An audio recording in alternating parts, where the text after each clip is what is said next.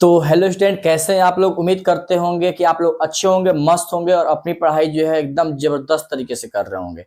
आज जो है मैं आप लोग के बीच में जो है एक बहुत ही लाजवाब वीडियो लेकर आया हुआ हूं, वो भी किस लेसन से और कौन सा बुक से। तो आज जो है हम पढ़ाने वाले हैं भोजपुरी। क्या पढ़ाने वाले हैं? भोजपुरी पढ़ाने वाले हैं, जिसको आपको जो है बरसों से तलाश थी, जिस भोजपुरी का लेसन के लेकर के वही लेसन जो है आज मैं लेकर आप लोगों के बीच में आया हुआ हूं। सबसे पहले जो है यहाँ लिखा हुआ है ऊपर भोजपुरी वस्तुनिष्ठ प्रश्न रहेगा। टोटल 11 क्वेश्चन है।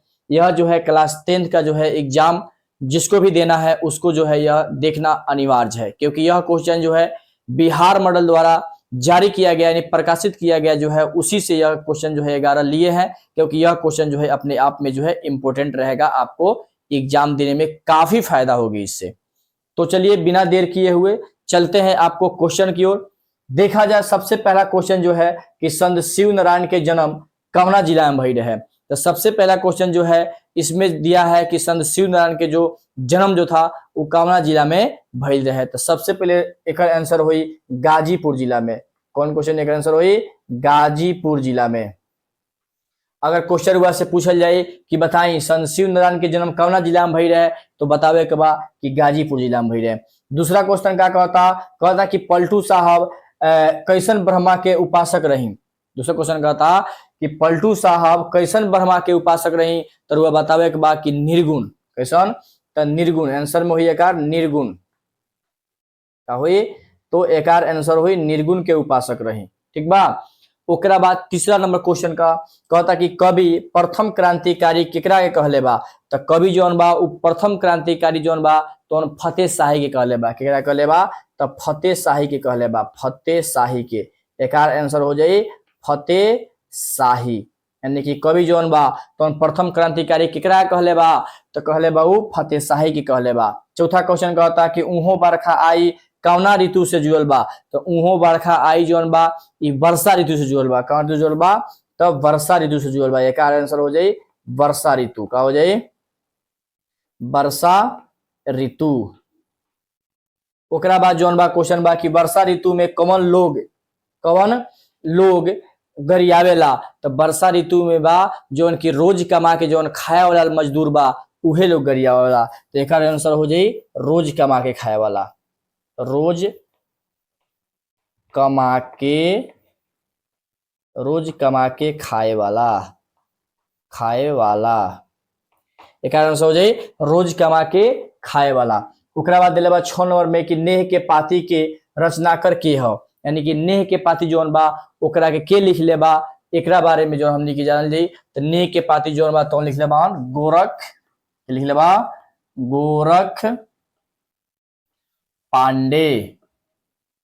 गोरख पांडे। यानी कि नेह के पाती जौन बा ओकरा के लिख ले बानी गोरख पांडे जी। ओकरा बाद क्वेश्चन बा कि गोरख पांडे कहवा के रहनिहार रही। तो गोरख पांडे जी जौन बानी तो कहाँ के रहनी? तो देवरिया के रहनिहार रही। कहाँ के रहनी? देवरिया के। कहाँ के?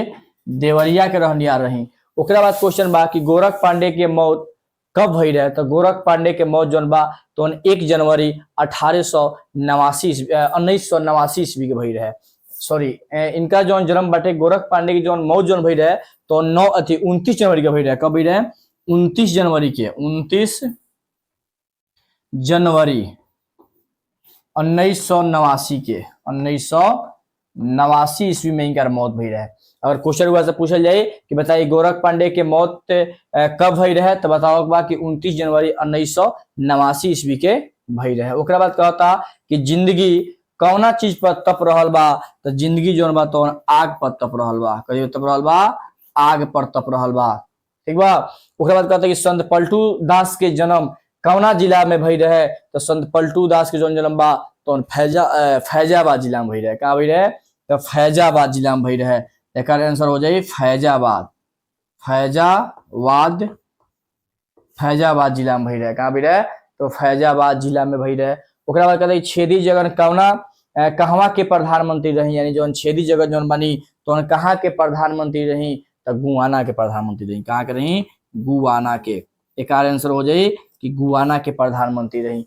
इस सब के सब जौन बा 11 गो क्वेश्चन बा भोजपुरी के, इस सब के सब क्वेश्चन बा जौन बा तो क्लास 10th खातिर बहुत ही इंपॉर्टेंट बा, ताकि सब के सब क्वेश्चन जौन बा तो प्रीवियस ईयर यानी क्वेश्चन बैंक जौन बा उ क्वेश्चन बैंक से क्वेश्चन लिहल गइल बा। ऐसे जौन बा ई सब के सब जौन क्वेश्चन बा एरा के जितना भी स्टूडेंट देखता लोगन ई सब के सब क्वेश्चन के दिमाग में एकदम बैठा लोगन, ताकि ई क्वेश्चन में से एग्जाम में कम से कम 1 से 2 गो क्वेश्चन जरूर देखे के मिल जाए। एक बार और एक हम रिवीजन करे तनी का बा कि संत शिव नारायण के जन्म कवना जिला में भई रहे, त गाजीपुर जिला में भई रहे।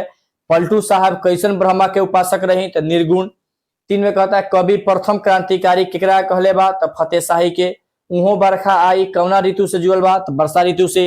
वर्षा ऋतु में कमल लोग गरियावेला, त रोज कमाए खाए वाला मजदूर गरियावेला। ओकरा बाद क्वेश्चन बा कि ने के पाती के रचयिता के ह, गोरख पांडे जीवनी। ओकरा बाद बा कि गोरख पांडे कवना कहवा के रहनिहार रही, त ई जौन बानी गोरख पांडे तो देवरिया के रहनिहार रही।